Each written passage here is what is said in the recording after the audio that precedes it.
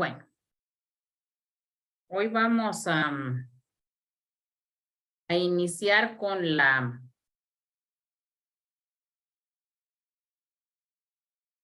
sexta unidad. En estas vamos a ver las formas de extinción de la obligación tributaria, que son pago, confusión, compensación, condonación, prescripción, excepciones y exoneraciones. El jueves pasado hablábamos de la obligación tributaria. ¿Y qué es la obligación tributaria? Que esto sí lo tienen fresquecito y no.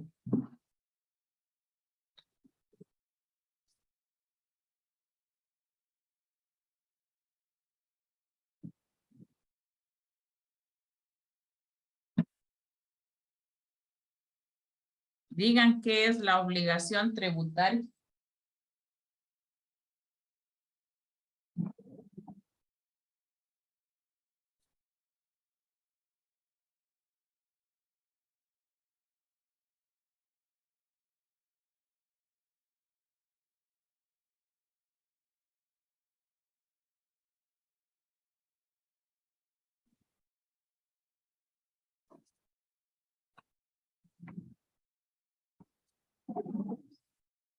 Y disculpen, pero mis hijas me quitan mis lapiceros. ¿Qué es obligación tributaria? Pues licenciada, en obligación tributaria podríamos decir que se trata de todos los deberes jurídicos tributarios y que es todo lo que va surgiendo de la necesidad de pago de un tributo. ¿Y qué es un deber para usted ver?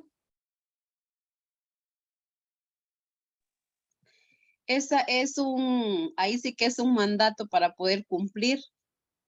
Es una, y valga la redundancia, es Que es una obligación.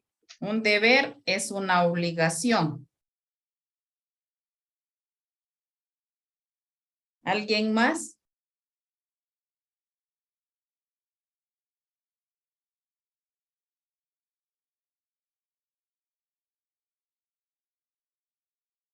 ¿Qué es una obligación? Diga, Mari.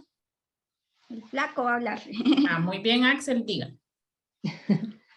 No era relacionada con la pregunta anterior, licenciada. Diga.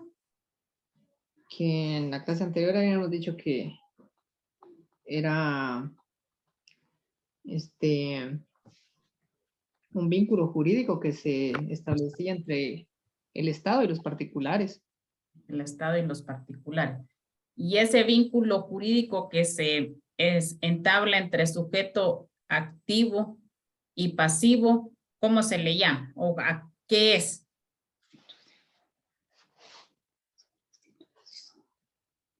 Son instituciones, Son los impuestos que nosotros pagamos, porque el vínculo jurídico que se entabla entre el sujeto activo y pasivo es de que el sujeto activo exige el deber y la obligación de que nosotros paguemos el impuesto y nos lo exige establecido en una normativa jurídica, porque si no existe en una normativa jurídica, nadie, ningún contribuyente lo hará.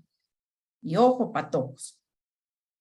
Están establecidos los impuestos y hay imposiciones hechas para que nosotros, sin darnos cuenta, de todos modos, nos los descuenten. Vamos a ver prestaciones que también son como impuestos, porque una prestación, el IX me lo descuenta y tengo que gozarlo. Y si no, por ejemplo, yo tenía 19 años, pago el IX y nunca lo había usado.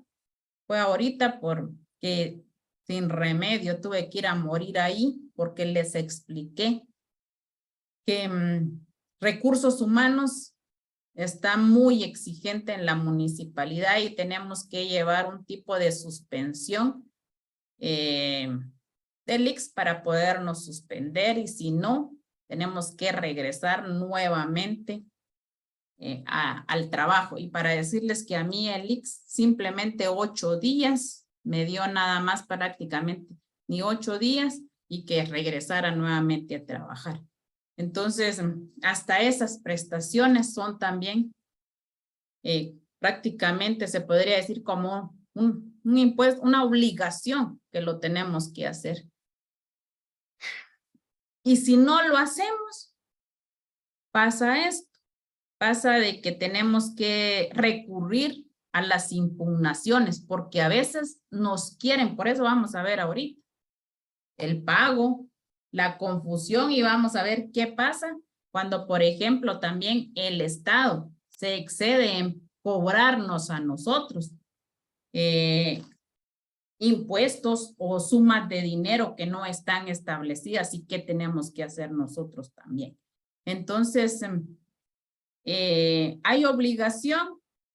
Sí. ¿Está establecida en la ley? Sí. ¿La tenemos que cumplir? Sí. Y para eso hay tiempos, vimos los elementos, que hay tiempos temporales, finales y que tenemos que llevar a cumplir dicha obligación. Y también hay formas como poder extinguir esta obligación. Entonces dice, existe en la legislación y en la doctrina varias formas de poner fin a la obligación sustancial o material tributaria, por tratarse de una obligación de dar. La forma típica de extinción más común de la misma es el pago, siendo una obligación de tipo pecuniario. La pretensión principal del acreedor representado por el Estado es el resarcimiento económico.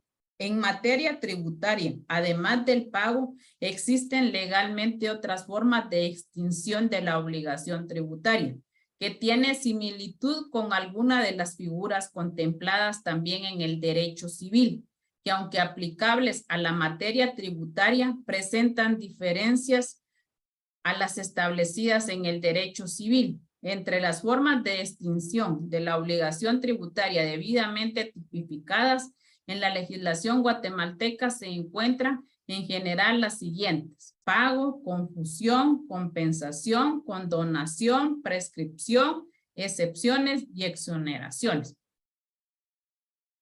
En derecho civil, ¿cuál es la extinción de una obligación? El pago, licenciado. El pago. ¿Qué otra forma hay, Mari? También la compensación. Va. La prescripción. Va una pregunta, Mari. Por ejemplo, en derecho civil se exige el pago de daños y perjuicios por la extinción de la obligación. Daños y perjuicios por la extinción de la obligación o tal vez, por ejemplo, usted me demanda a mí por no, en civil, por no cumplir con una obligación. Yo le gano el juicio, yo le demando a usted que pague daños y perjuicios o costas. ¿En civil? Sí, daños y perjuicios en civil, sí, licenciado. ¿Y en tributario? En tributario, no. Van a ver. Pues sí. No, porque no está en la ley. Muy bien, Mar. En tributario no van a exigir. Peor, si nosotros le estamos ganando al Estado, que nos devuelva parte de lo que nos cobró excesivamente. Entonces, en civil, se gana el juicio y le tienen que pagar sus costas procesales por todo el proceso que se llevó y lo que usted gastó. En tributario no. Formas de extinción de la obligación tributaria. Su fundamento legal está en el Código Tributario. Está del artículo 35 al 42. En el 35 vemos la extinción de la obligación tributaria. En el 36 los efectos del pago y medios de garantizarlos. En el 37 pago por terceros. En el 38 formas de pago bajo protesta y consignación, pago a cuenta, facilidades de pago, retenciones, aplicación del pago de las cuotas y extinción de la prórroga y facilidades de pago. Esto está en el Código Tributario. Definiciones. El pago. Sergio de la Garza dice que es el que satisface plenamente los fines y propósitos de la relación tributaria, que satisface la pretensión crediticia del sujeto activo. Nos está exigiendo una obligación y esta obligación es pagar el dinero que debemos al fisco o al Estado. Entonces, ¿cómo la vamos a extinguir? Por medio de hacer efectivo el pago. Williani Forjure constituye, dice que es un acto o negocio jurídico desprovisto de carácter contractual y que en materia fiscal es unilateral por responder a obligaciones de derecho público que surgen exclusivamente de la ley y no del acuerdo de voluntades.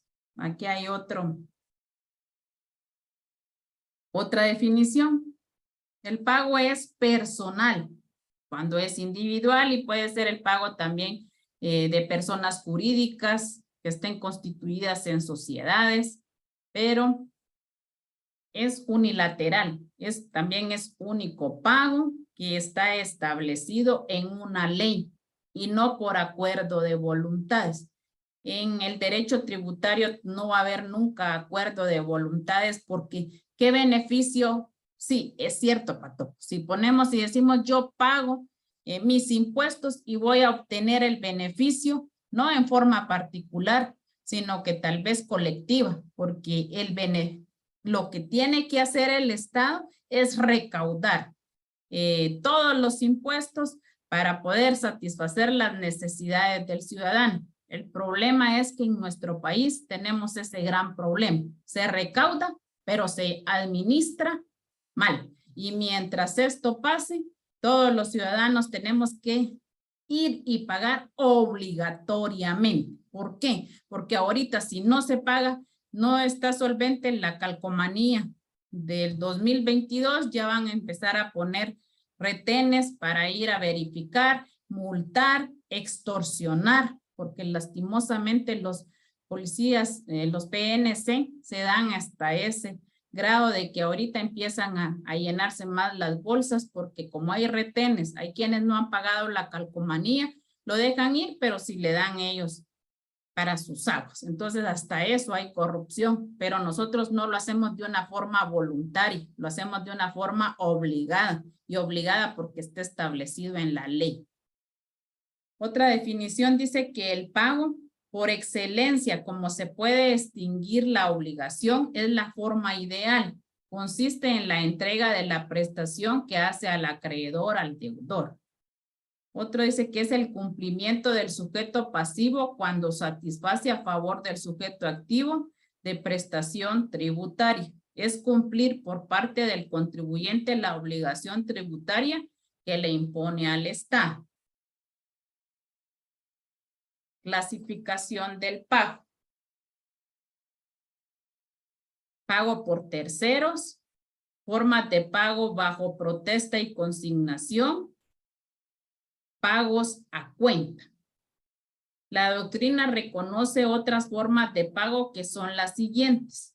Pago por el deudor, entendiendo que el deudor es el contribuyente y la calidad de deudor se la otorga la ley. Pagos por los responsables, todos los que de conformidad por la ley están obligados sin ser deudores. Ejemplos, representante legal, agente de retención, agente de percepción. Pago por tercero extraño, que es el pago por terceros que reconoce nuestra ley. Si alguien tiene su código tributario, leamos el artículo 37, por favor. Pago por terceros. El pago de la deuda tributaria puede ser realizado por un tercero, tenga o no tenga relación directa con el mismo, ya sea consintiéndolo expresa o tácitamente el contribuyente o responsable. El tercero se subrogará solo en cuanto al resarcimiento de lo pagado y a las garantías, preferencias y privilegios sustantivos. En estos casos, solo podrán pagarse tributos legalmente exigibles. En el recibo que acredite el pago por terceros, se hará constar quién lo efectuó. ¿Qué entiende usted por este artículo, Agustín?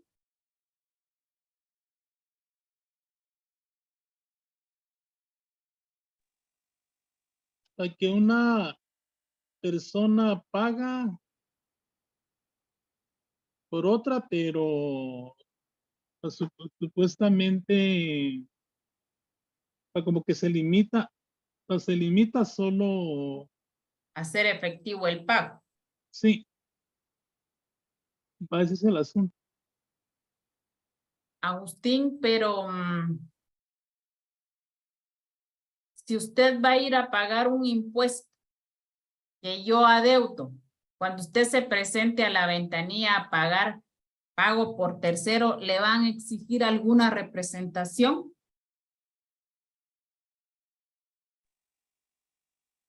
No necesariamente, o depende, pienso yo, porque pues si uno les va a dejar dinero, más, ¿cómo se llama? Le extienden la mano a uno a recibirse. El conflicto sería con usted, que después me lo retribuya. Sí, va.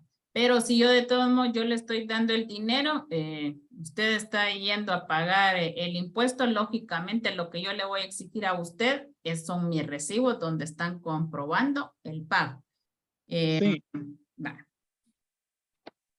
Yo les decía porque lógicamente, y disculpe Agustín si lo interrogo así, pero no es porque yo no quiera dar la clase o porque yo no sepa, sino que a veces me gusta preguntar, repreguntar, porque ustedes tienen que agarrar esa experiencia que nos vienen muchas dudas, porque por ejemplo, yo una de mis dudas hubiera sido que no me van a dejar pagar porque tengo que llevar representación, un mandato, pero legalmente en materia tributaria, si yo voy a pagar el impuesto, por ejemplo, aquí, ahorita electrónicamente se hacen los pagos, no se necesita de tercera persona para ir a hacer los pagos, porque por ejemplo los contadores para llevar el registro de los negocios, pagar las facturas, lo hacen electrónicamente. Entonces también se está haciendo un pago de terceros.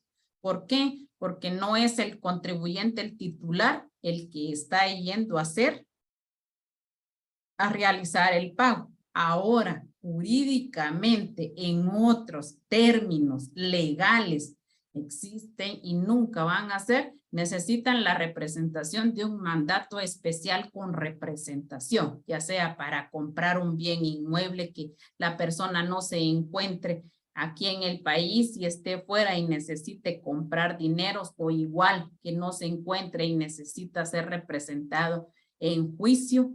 Entonces vamos a exigir un mandato especial de representación para que así el representante legal lo pueda representar en cualquier instancia, tribunal o en cualquier otra, en cualquier compra. Entonces, tributariamente, como dice Agustín, a lo que le interesa al sujeto activo es que nosotros hagamos efectivo el pago. Y desde el momento que nosotros somos contribuyentes, nos volvemos también endeudores. ¿Por qué? Porque debemos ese dinero al sujeto activo. un ejemplo es el impuesto de circulación. Por ejemplo, ¿También, Agustín? el vehículo que tengo no está a mi nombre. Ahí simple y sencillamente yo genero la orden de pago y ahí hay que firmar, tendría que firmar el propietario, el titular del vehículo. Del vehículo. Pero simple y sencillamente yo firmo, llevo el dinero y me lo cobran y ya puedo yo imprimir la calcomanía. Sí, y que gracias a Dios no ha tenido ningún problema con eso, Agustín. yo en forma personal le sugiero que haga el traspaso a su vehículo porque parece que la SAT va a sacar un acuerdo gubernativo que no va a dejar permitir, o sea, no va a permitir que los terceros paguen las calcomanías, que tienen que ser los titulares de los vehículos. ¿Por qué? Porque hay mucha gente que paga así, como Agustín. El carro legalmente no es de él, sino que es de otra persona, pero él genera la tarjeta de circulación o su calcomanía y se la imprime y está solvente. El problema es que a veces, por ejemplo, ahorita la SAT, el caso que yo les daba, el muchacho vendió el carro hace 15 años, ahorita está en Estados Unidos y el nuevo dueño no ha podido generar el pago de la calcomanía porque a él le aparece un juicio sumario por deuda. Entonces, así se van dando muchos casos. ¿Y qué pasa? Este señor ahorita sale con el vehículo, no puede ni salir porque sabe que lo primero que le van a pedir es de que esté solvente de la calcomanía. ¿Cómo? Si no la ha podido generar porque la SAT tiene que solventar primero ese problema que está bloqueada por que está pendiente de un juicio sumario por deuda. Sujetos del pago. Sujeto activo, por excelencia el Estado, cualquier entidad autónoma o semiautónoma como consecuencia del poder tributario que ejercen, por ejemplo, las municipalidades y el Instituto Guatemalteco de Seguridad Social. Era lo que yo les explicaba. El sujeto activo por excelencia es el Estado, las municipalidades también porque ella recauda arbitrios, tasas que son de beneficio para el municipio. El Instituto Guatemalteco de Seguridad lo que exige son las prestaciones que cada empleado tiene que pagar su cuota del IX, que le descuenten el 4.3% de cada mes de su sueldo y depositarlo en las cuentas del IX. La municipalidad de aquí pasaron bastantes años que tenían deudas con el IX. Estuvieron solventando, una parte solventó don Manuel y la última parte la solventó el doctor Hugo, porque legalmente nosotros si teníamos algún accidente, el IX medio nos atendía solo porque de verdad no quería que la persona se muriera, pero nosotros como empleados municipales no teníamos derecho al IX y que sin embargo cada mes nos descontaban la cuota del IX. Lo único es que no la pagaban. Entonces, esa es otra obligación que tiene el patrón. Descuenta la cuota del IX y tiene la obligación de depositarla. El problema es cuando no lo depositan y no solo la municipalidad. Vieran cuántas personas llegan al IX por accidente y no los quieren atender porque el patrono no ha solventado la deuda. Y dice el muchacho, pero a mí me lo descontaron. A mí de mi mes me están descontando. Se lo pueden descontar a uno, pero no lo depositan. ¿Y por qué lo hacen así? Porque la Inspectoría de Trabajo pasa a las instituciones del Estado o de cualquier empresa a verificar planillas donde se haga constar que le están descontando la cuota del IX. Entonces, hasta esas prestaciones también son una obligación tributaria, es una obligación que se tiene y que se extinguen a través del pago como solventándole, y aunque nosotros como personas o empleadas sabemos que nos descuentan, pero ya el patrono si las paga o no. Y el sujeto pasivo, toda persona individual o jurídica que se encuentra obligada a cumplir con la deuda tributaria. Objeto del pago. El objeto que percibe el pago es que materialice la realización de la prestación en que consiste la obligación tributaria. Extinguir la obligación entregando la prestación debida. O sea que este es el objeto del pago. Principios del pago. Identidad, integridad, indivisibilidad. Identidad. Este principio plantea que debe de entregarse la prestación que es el objeto de la obligación tributaria y no otra. Si lo que se debe es dinero, se debe entregar el dinero. No se paga por especie. Dinero, dinero. Integridad. Este principio plantea que la deuda no se considera pagada sino hasta que la prestación ha quedado totalmente satisfecha. Hay convenios de pago que se pueden hacer si la deuda es grande. Entonces se hacen los convenios y se queda totalmente satisfecha hasta que se haya hecho el último pago. Indivisibilidad. Este principio plantea que en materia tributaria no debe hacerse el pago parcialmente, salvo que lo acepte la ley o en virtud de algún convenio expreso. Ejemplo, el impuesto único sobre inmuebles. Este impuesto lo establece la ley. Se puede hacer trimestral o anual, pero está establecido en la ley y así se paga. Por eso dice que solo va a ser indivisible siempre y cuando en la ley que se está exigiendo el pago del impuesto se establezca así. Requisitos del pago. Lugar, tiempo, exigibilidad del pago, comprobación del pago. Requisitos del lugar. El pago debe de hacerse en las oficinas recaudadoras, en los bancos del sistema que decida la entidad encargada de la recaudación y que tenga jurisdicción sobre el domicilio del contribuyente. Claro. Requisitos del tiempo. El cumplimiento de la obligación tributaria debe hacerse en el tiempo indicado en la ley. No debe existir arbitrariedades ni caprichos de la administración. Leamos el artículo 38. Alguien que tenga su código y lo quiera leer, por favor.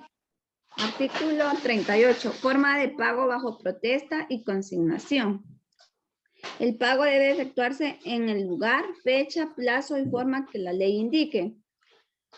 El importe de la deuda tributaria puede ser consignado judicialmente por los contribuyentes o responsables en los siguientes casos. 1. Negativa a recibir el pago o subordinación de este al pago de otro tributo o sanción pecuniaria o al cumplimiento de una obligación accesoria o adicional no ordenado en una norma tributaria. 2. Subordinación del pago al cumplimiento de exigencias administrativas sin fundamento en una norma tributaria. Declarada improcedente la consignación en todo o en parte, se cobrará la deuda tributaria, los intereses y las sanciones que procedan. Cuando no haya determinación definitiva del monto del tributo o la liquidación no esté firme, se permitirá el pago previo bajo protesta con el fin de no incurrir en multas, intereses y recargos. Cuando se notifique la liquidación definitiva, se hará el cargo o abono que proceda. Gracias, Mari. ¿Qué opina de ese artículo, Amairani?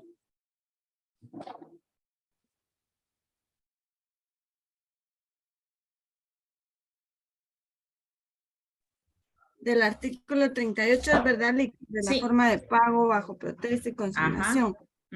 Bueno, pues yo opino que el pago, pues debe, prácticamente la ley lo dice, ¿verdad? De que el pago debe de efectuarse en el lugar, fecha, plazo y forma en la que se indique, ¿verdad? En la que esté plantada dentro del documento que se entregó.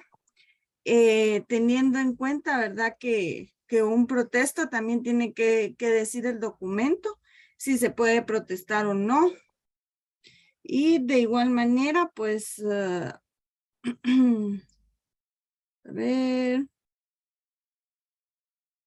sí, así como lo dije, Lick, o sea que prácticamente... Bien, sí. Y por ejemplo, gracias, está bien, Amairani.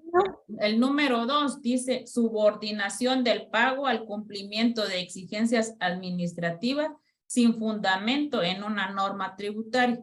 Aquí nos repite y los voy a aburrir, es de que si no está fundada en una norma tributaria, no se puede exigir el pago ni en fecha, plazo ni lugar. Tiene que estar establecido. Y aquí está dando el Código Tributario de una normativa general, porque aparte está la ley del impuesto único sobre inmuebles, aparte está la ley del impuesto al valor agregado, aparte está la ley del impuesto de timbres fiscales, aparte está la ley de herencias y legados y donaciones. O sea, cada quien tiene su impuesto establecido en el lugar y fecha que se tiene que hacer exigible el pago de la obligación tributaria. Requisitos de exigibilidad. Esto significa que el ente público titular del crédito tributario debe de estar legalmente facultado para cobrar al deudor del tributo el pago de la prestación. Definitivo, tiene que estar plasmado en la ley para poder exigir al deudor que pague la obligación. Requisitos de comprobación. Quien haga efectivo el pago tiene derecho a exigir o a obtener de las oficinas recaudadoras el recibo oficial, comprobante o constancia de que se ha hecho el pago. A ley, Pato, pues, todo pago que realicemos, exijamos nuestro recibo. ¿Por qué? Porque a veces hay doble tributación o doble deuda, que a veces las máquinas en el sistema no registran que Yesenia Morales hizo efectivo su pago al impuesto sobre la renta. ¿Y qué pasa? Me lo quieren volver a cobrar. Y cuando yo está el descuento, veo y me lo están cobrando doble. Entonces, ¿yo cómo puedo exigir que me devuelvan ese dinero? Es con el recibo. Todo pago tiene que estar debidamente comprobado y exigir el recibo, porque esa es la prueba fehaciente que yo cancelé el pago en el tiempo, la fecha y lugar indicado. Efectos del pago. Es la extinción de la obligación tributaria produciendo un efecto liberatorio para el contribuyente. Yo pago y me libero. ¿De qué me libero? De multas e intereses. ¿Por qué? Porque nosotros a veces, si no pagamos, nos fijaron el plazo y la fecha establecida que lo teníamos que hacer, ¿qué hacen? Y en todo pasa así, Patojo, nos cobran multas e intereses. Y de una multa de un pago que teníamos que hacer de 1,000, puede ser que nos llegue a 2,000, 3,000. Y lo que pasa es también que esto va recargándose meses y hasta años, y de ahí puede ser peor. ¿Y qué pasa? Nosotros tal vez ahorita decimos, no me afecta. No hay problema que no pague la obligación, pero tarde o temprano nosotros vamos a tener que estar solvente, que no debemos ningún impuesto, estamos solventes o necesitamos un finiquito y nos va a aparecer esta obligación tributaria que la tenemos pendiente. Entonces, es mejor no deberle ningún dinero al Estado, estar solvente con nuestras obligaciones para que más adelante no vayamos a sentir duro, pagar una simple cantidad pequeña ahorita y conforme los años, venir y pagar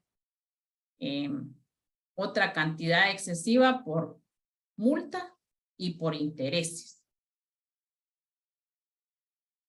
Y ahorita vamos a ver la última, confusión.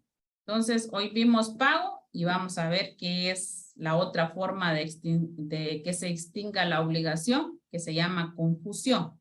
De acuerdo a lo expresado por el profesor Carlos María Viñali Forjure, la confusión en materia de obligaciones civiles ocurre cuando se reúne en una misma persona por sucesión universal o por otra causa la calidad de acreedor y deudor. Eso pasa en derecho civil, que se pueden reunir en la misma persona el deudor y el acreedor.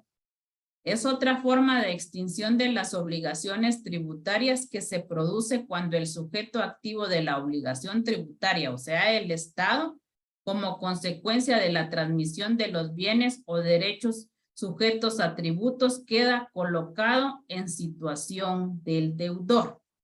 Estas figuras se dice que ocurre rara vez en el derecho tributario, o sea que nunca se da la confusión como extinción de la obligación tributaria en derecho tributario. Es raro que se dé. ¿Por qué? Porque el Estado no se puede convertir en acreedor y deudor, especialmente de los bienes. O es deudor o es acreedor, pero no puede reunir las mismas calidades porque confusión es eso en materia tributaria. Aparte es en la civil, y ahí sí se puede que el deudor y el acreedor sean la misma persona y tengan la misma obligación, porque yo puedo ser dueña de 2, 3 inmuebles, puedo ser deudora y acreedora, el Estado no. Por eso en derecho tributario es rara vez que se dé esa confusión. Pero son muchos los ejemplos que de ella se conoce y se dan cuando, por ejemplo, el Estado recibe una herencia en cuyo pasivo figuran deudas tributarias. Ustedes saben que es raro que el Estado vaya a recibir algo en herencia, sino que más bien a veces confisca los bienes que tiene el Estado y también a veces es necesario que adquieran bienes del Estado para que instituciones puedan prestar el servicio más cómodamente. ¿Me permiten un segundito, Patojos? Disculpe. Ahí está afuera, compañero. Sí, es que fíjese que estoy dando clases. Me da una llamadita y le salgo a dar la llave. Va, está bien, Ed. Yo salgo a darle la llave, va. Disculpen, pero estoy solito y no están ni mis hijas. Y dice también, el tal caso es evidente que las deudas se extinguen por confusión. El artículo 45 del Código Tributario. Si alguien lo lee, por favor, sí. 45. Sí.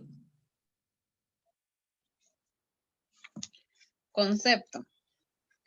La reunión en el sujeto activo de la obligación tributaria de las calidades de acreedor y deudor extingue esa obligación. Gracias, Vera. Cuando el sujeto activo, acreedor, quedare colocado en la situación del deudor por el hecho de transmisión de bienes o derechos objeto del tributo. Ejemplo, mercancías que se importaron y que por alguna razón son confiscadas. Ahí el Estado es deudor y acreedor, pero miren, por confusión, mercadería. El Estado puede ser heredero del deudor a título universal de herencias vacantes, que es raro que se dé que hayan herencias vacantes. El Estado adquiere bienes por legado, donación, expropiación o por compra. Ahí sí, expropia, pero también indemniza o compra cuando hay necesidad. Por ejemplo, aquí ahorita se alquila una casa para que la Fiscalía del Ministerio Público preste el servicio, pero puede ser que conforme el tiempo pueda y el Estado pueda adquirir esa propiedad para que sea propiedad del Estado y ya no pague alquiler y preste el servicio de justicia a la Fiscalía del Ministerio Público.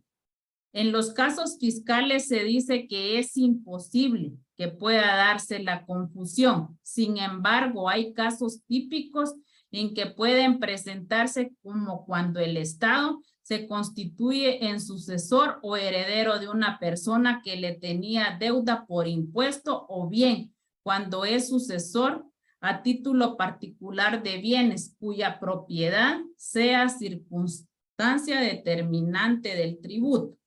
El Estado puede adquirir bienes por legado, donación, expropiación o compra y entonces sucede a título particular en obligaciones tributarias a cargo de otro sujeto.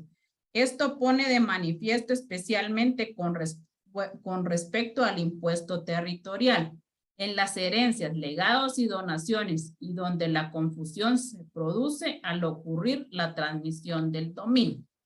Entonces, en conclusión, la confusión en derecho tributario es rara vez que se dé. Se da más en derecho civil.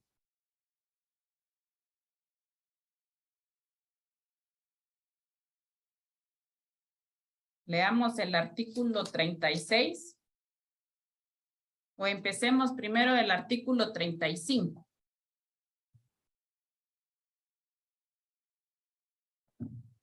¿No leo, Liz?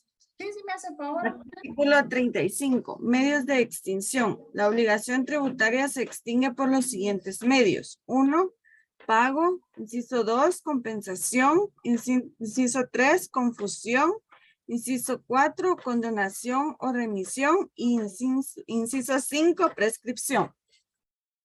Entonces aquí este es el fundamento legal de la extinción de la obligación tributaria. Y lo señalan y también pónganle, por ejemplo, en compensación, artículo 43, que ahí está el fundamento legal de este mismo artículo, de este código está el fundamento y está también la compensación. Alguien que lea el 36, el pago.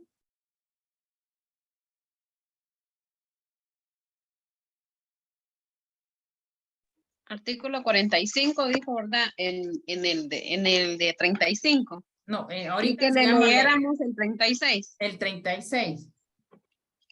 Efectos del pago y medios de garantizarlo. El pago de los tributos por los contribuyentes o responsables extingue la obligación sin perjuicio de las responsabilidades penales si las hubiere.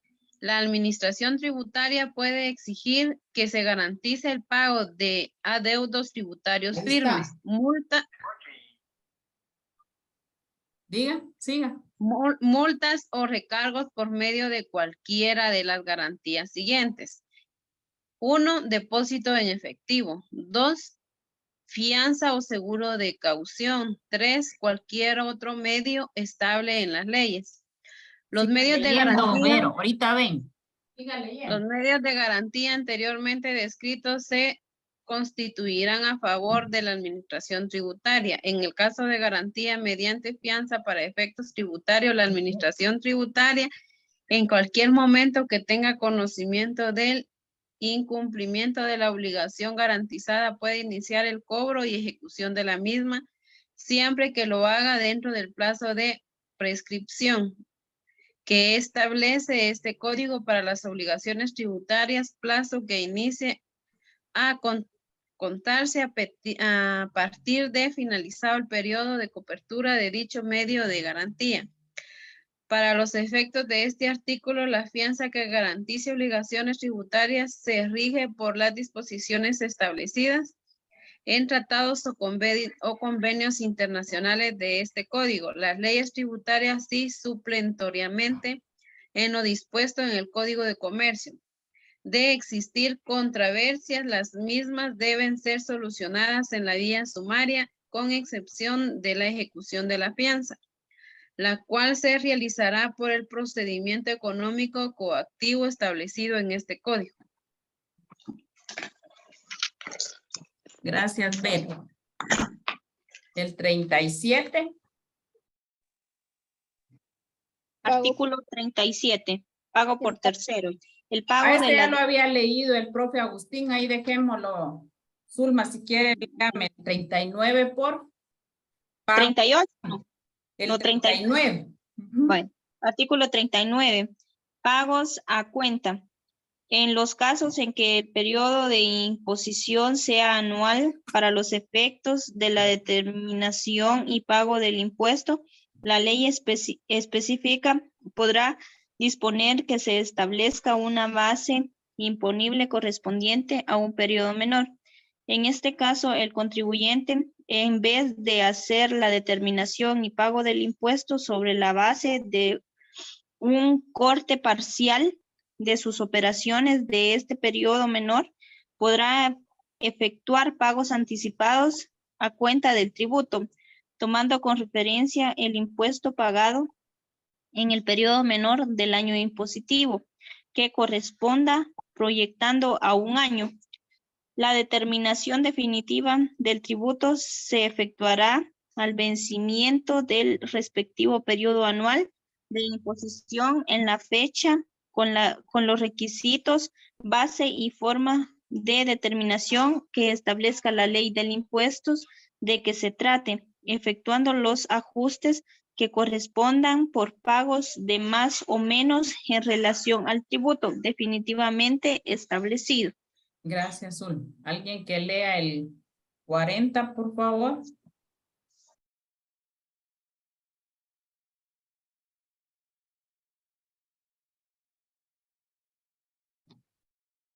Facilidades de pago. La Superintendencia de Administración Tributaria podrá otorgar a los contribuyentes facilidades en el pago del impuesto. Era lo que les decía, que se pueden hacer convenios de pago con la SAT, hasta por un máximo de 18 meses, siempre que así lo soliciten antes del vencimiento del plazo para el pago respectivo y se justifique las causas. Perdón, Pato. Diga.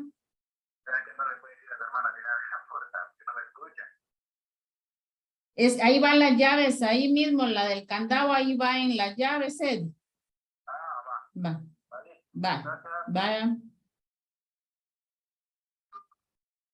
Siempre que así lo solicite antes del vencimiento del plazo para el pago respectivo y se justifiquen las causas que impiden el cumplimiento normal de la obligación. Facilidad que no podrá otorgarse a los casos establecidos en el artículo 91 de este código. Se faculta a la Administración Tributaria para conceder las facilidades de pago a las que se refiere este artículo, aun cuando se trate de adeudos tributarios que cobre por la vía económico coactivo. En materia penal, únicamente procederá con autorización del juez competente. En estos casos no procederá rebaja alguna.